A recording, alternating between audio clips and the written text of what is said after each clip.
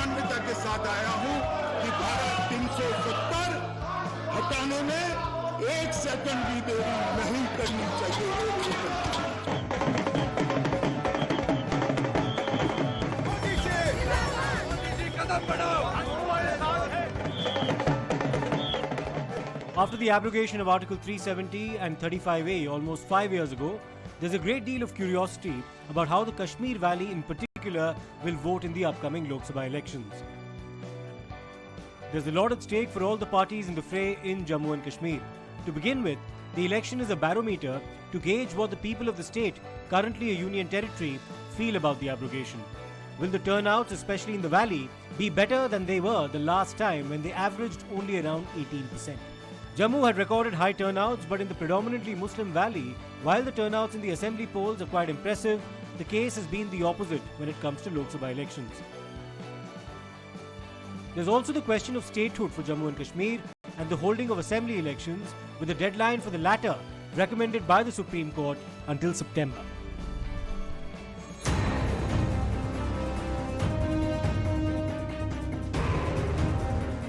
Times Now's Pragya Kaushika travelled to Baramulla, which votes on the 20th of May, to gauge the mood on the ground. And it's a high-stakes battle here involving Omar Abdullah, the former Chief Minister of Jammu and Kashmir, representing the National Conference, and Sajjad Lone, a former minister who's contesting for the J&K People's Conference.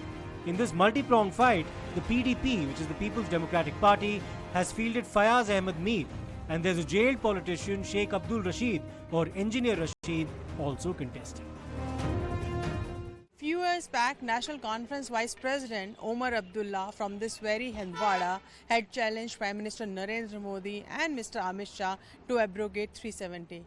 Today, in 2024, we are standing in Union Territory Jammu and Kashmir. Now, Article 370 is abrogated and the people are witnessing this new Kashmir. Whether the sentiment is echoed on the ground or not, today in elections, National Conference has done an alliance with Congress. Each would be contesting 3 seats, while Baramulla, Anantnag, Rajouri and Srinagar will be contested by National Conference. Jammu, Udhampur and Ladakh will be and in fact contested by Congress. Now Gupkar alliance is no longer valid in the state according to both the parties. But we are yet to see how this abrogation of Article 370 unfolds in this election. This is the first major election after abrogation of 370. What has changed? This is a very crucial time, and many trends that will come out of this election will decide the future of this region. The Baramulla Lok Sabha constituency comprises 18 assembly segments from 4 districts: Kupwara, Baramulla, Bandipora and Budgam.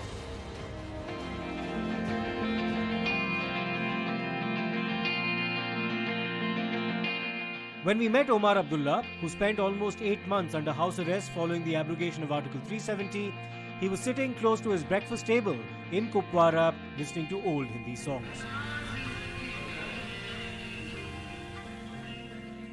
Pragya Kaushika then spoke to him about a whole host of issues. One of the major elections after abrogation of 370. How do you look at this? Has anything changed from what it was and what it is now? Everything has changed. Aside from, as you mentioned, the first major election after 5th August 2019.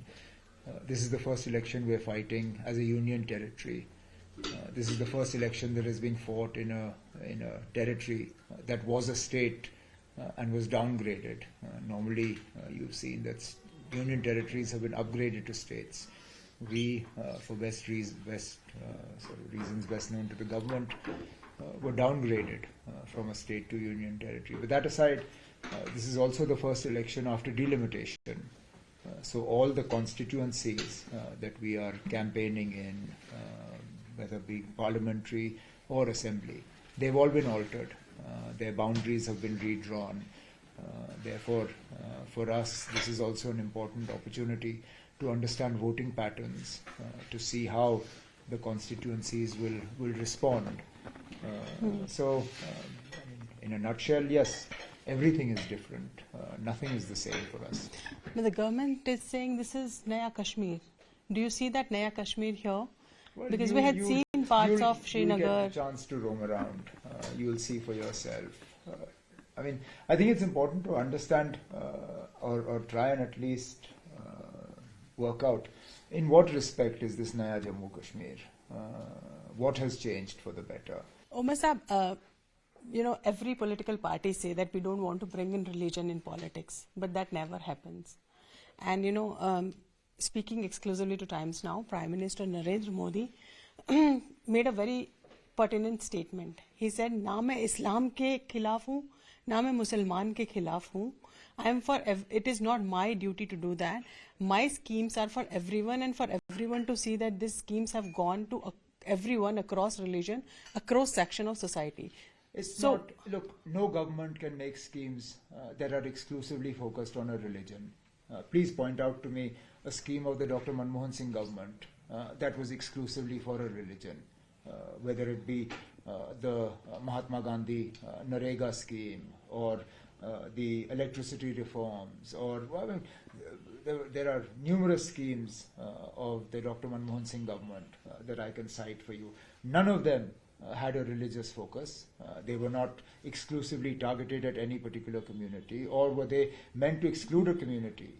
I'm not judging the Prime Minister's schemes because, as I said, a government can't set up schemes excluding people. But how do you reconcile the speeches, the Mangal Sutra speech? What was that? Was that not exclusively targeted at Muslims? The speeches where he talks about jinke bacche zyada hain. What is that? Why? That is the question. Why is he not our Prime Minister when it comes to choosing ministers?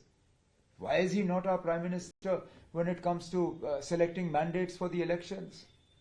One of the main reasons why the BJP did not contest the 3 seats in the valley is because they didn't want to give Muslims mandates. Otherwise, this whole argument of yours, Naya Jammu Kashmir, it completely falls apart when I ask you, then why does the BJP not have candidates in Baramulla, Srinagar and Anantnag? If everything is so great and this Naya Jammu Kashmir has been formed and people are so happy, there is no boycott, there is no threat, there is nothing, then why is the BJP fighting behind proxies from here? Why? If in 2019 the BJP had candidates in all 3 seats, why not in 2024? But do you believe the same goes for NC also? Because you are in alliance with Congress in Jammu and Kashmir. Now, Congress has been given seats from Jammu, Udhampur and Ladakh to contest. Why couldn't NC candidate have fought on those seats? Look, you obviously fight from the areas where you have strength. Our strength lies in Jammu and Kashmir, in the 3 seats of the valley. In all probability, we could have won the seat in Kargil as well. But then that would have been an unfair seat sharing arrangement. Okay. Our idea was to fight. And look, again, the comparison you're making is of an open alliance versus a tacit or a secret one. We have openly said we are part of the India bloc. We have openly said that we are sharing seats. We are not hiding it. Why doesn't the BJP then openly say that they are supporting Sajad Lone in Kupwara? Why don't they openly say they are supporting Altaf Bukhari Saab's party in Srinagar? Why don't they openly say that they are supporting Manhas as the candidate in South Kashmir, along with trying to put some votes for Mehbooba in Rajouri and Poonch? So you would say BJP and Prime Minister are anti-Modi given the kind of speeches that he's making? I'm not saying, I'm not the one who's, I'm not sort of saying anything. I'm only quoting the speeches and asking people what they feel about it. And what they feel is very apparent. And you think that abrogation you had, because I was listening to one of your speeches that you gave in Hindwada, and you said that I challenge Prime Minister Narendra Modi and Amit Shah to implement this abrogation or nullification of Article 370. And post that happened. But do you see that the impact of it is seen on the ground? What impact is seen? Adverse or pro, whatever you are feeling right now. I don't see any advantage that has come to the people of Jammu and Kashmir because of what happened on the 5th of August 2019. None. no investment, no improvement in governance, no new jobs. What has changed for the better for the people of Jammu and Kashmir? And again, I'll come back to that point repeatedly. If 5th August 2019 improved the lives of the people of Jammu and Kashmir, why is the BJP not fighting the 3 seats in Kashmir? Why? Let them answer that question. If everything has got better, why? It's natural politics. If I have improved the lives of people, I would like to prove that I have done it.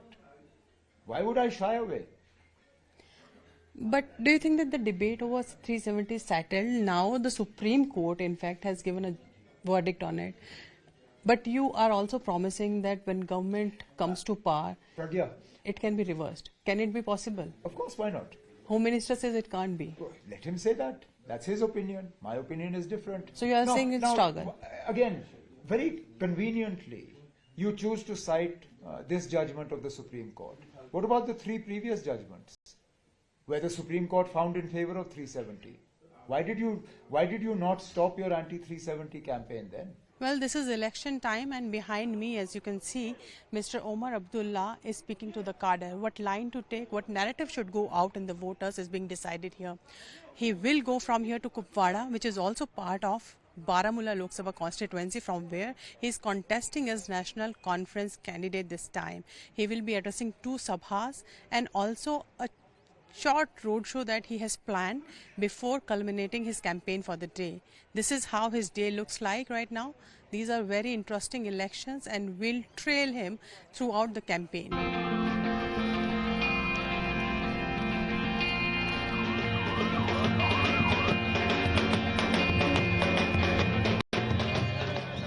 The conversation continued with Omar Abdullah.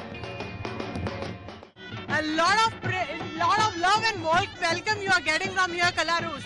This is one of the important segment in your constituency as well. Very close to Pakistan, Mr. Abdullah. How are you feeling right now? It's very humbling and also very encouraging to have this sort of response from the voters and from my party colleagues. And obviously, it increases my sense of responsibility to live up to this sort of love and this sort of expectation. Farooq Abdullah has also said, when asked about POK, he said Pakistan ne chudiyan nahi pehni hai. BJP is saying that looks like more like that you are sympathizing with the Pakistan. I have nothing to say with all that. And also you are in alliance with Congress here. Now everyone is saying, because one of the Congress senior leaders have said that Pakistan had no role to play in Mumbai attacks. Now Prime Minister is attacking him, saying ye rishta kya kehlata I hai. have no idea about that statement. It's a Congress statement. Why are you asking me? So because Congress is also your ally here. Look, Congress is not answerable for National Conference. I don't expect Congress to answer for National Conference's statements. The same way I'm not answerable for what the Congress says. I'm answerable for what I say. I'm answerable for what National Conference says. That's it. Coming to statehood, Mr. Abdullah, you always said that we should get statehood. Home Minister also on the floor of the Parliament said that statehood will be given to Jammu and Kashmir. Once the election is over, will you mount pressure on centre to ensure that there are elections and the statehood is delivered here? I would like to know first why statehood was taken away from Jammu and Kashmir. What was the reason? I can still understand, as far as 370 is concerned, it was part of BJP's political agenda. But what was statehood and UT? It was nobody's agenda. So why was Jammu and Kashmir reduced to a union territory? What benefit did we get from becoming a union territory? Obviously none. That's why now they're promising restoration of statehood. And of course we'll push. But statehood is not our agenda. Statehood is BJP's agenda. Our agenda is what was taken away from us on 5th August 2019. How do you see your opponent, Mr. Sajjad Lone? He has been continuously attacking you, calling you as a Neta who has always been outside Jammu and Kashmir, and also, a tag on you of dynasty politics. How do you counter that? I don't waste my time with anything that Sajjad Lone says about me. So, but a tag of dynasty politics that has been played here, Prime Minister's time and again said that 2 families ruled Jammu and Kashmir. Sorry, what's the tag? The two parties ruled Jammu and Kashmir, two families. In fact, this is dynasty politics. And that's a problem for who? Who is that a problem for? So basically, BJP is saying that this is why, the situation that was never a normalcy, that never brought in Jammu and Kashmir because of the family. That's my answer. You see normalcy here, absolutely normalcy prevailing here? I don't see absolute normalcy. Where is absolute normalcy? The government itself says that the situation is not normal. I was hoping you would answer my question when I talked to you about one nation, one election. What did the government say? They said we require additional security forces because Jammu and Kashmir is not normal. The National Conference had fielded Mohammad Akbar Lone in 2019 from Baramulla, and he had won by a margin of over 30,000 votes in a constituency that had witnessed the highest turnout among seats in the valley, almost 39%. We also had an opportunity to speak to Omar Abdullah's sons, Zahir and Zamir, who were campaigning for their father. Continue campaigning with your father. Would you do that? And do you get enough of family time when you're campaigning? Well, campaigning with our father is also family time, because when you're working in law, you don't really get to spend much time with your family either. So you enjoy this life more, a better life than being a lawyer? No, it's two dual lives. Like, being in law has its own perks and its own advantages, its own disadvantages as well. And as contrasting with politics and helping out in a campaign, which also has its own advantages, its own perks, and its own inherent disadvantages. Do you also give suggestions to your father when you come back after night having campaigned with him? Do you also understand, there might be some suggestions that he can take from you? Look, you can't give the master league political advice.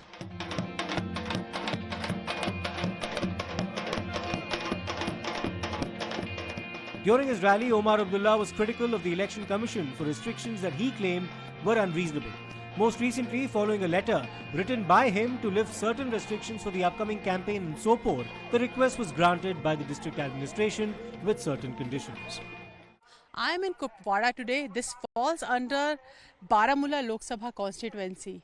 Here the candidates are Omar Abdullah for National Conference, Sajjad Lone from People's Conference, and also Fayaz Mir of PTP.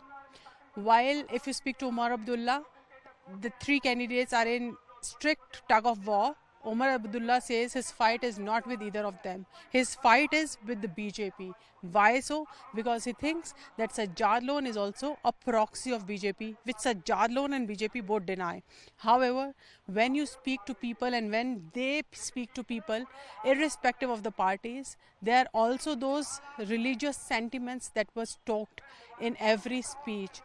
We were at a Jalsa in Kalaroos, where Omar Abdullah spoke about Gujarat Rao, to where the students were thrashed during namaz, to someone who was kicked in Delhi while offering namaz, to Hijab Rao of Karnataka.